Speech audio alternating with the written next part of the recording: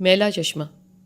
رات مجھے وہ کہنے لگا، تمہاری اینک کے شیشے کس قدر میلے ہیں، دھندلے ہیں، کیسے نظر آتا ہوگا؟ نظر اور کمزور ہو جائے گی، صاف تو کرو۔ یہ تو آرام سے صاف ہو جاتے ہیں، زیادہ محنت بھی درکار نہیں، کیوں نظر خراب کرنے پر تلی ہو؟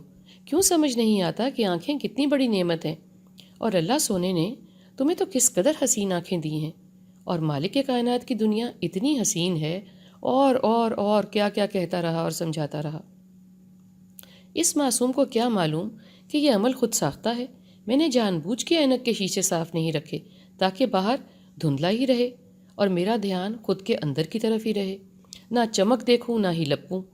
کبھی سمجھ ہی نہیں آتی تھی کہ گھوڑے کی آنکھوں پر پردے کیوں ڈالے رکھتے ہیں۔ ہارس ویژن سے کیا مراد ہے؟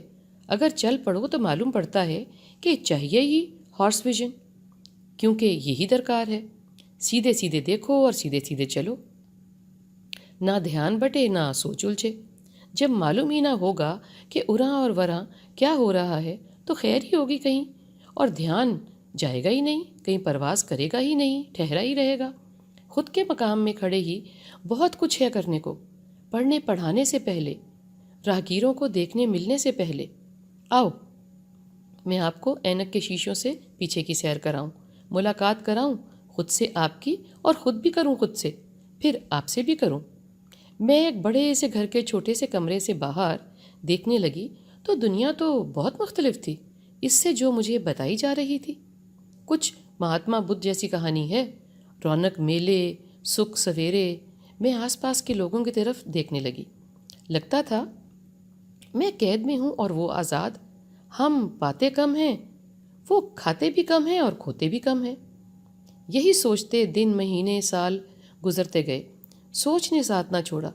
یہ کیا جادو ہے جو ٹکنے بھی نہیں دیتا، بلاتا بھی نہیں جاتا بھی نہیں؟ فیصلہ کیسے ہو اور کون کرے؟ ہر لمحہ کس کی طرف دیکھوں؟ وقت گزرتا گیا، آنکھیں پھاڑ پھاڑ کر جو ڈھونڈتا تھا اب اس کو دھندلا نظر آنے لگا تھا، اور یہ دھندلا نظر آنا اچھا لگنے لگا تھا، معلوم نہیں کیوں۔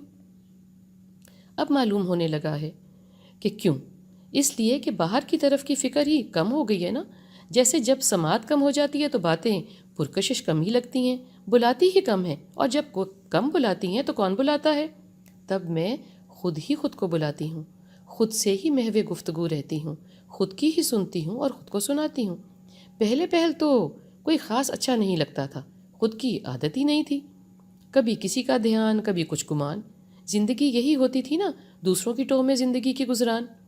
آج ہے چشمہ میلا نہ کہ دل میلا۔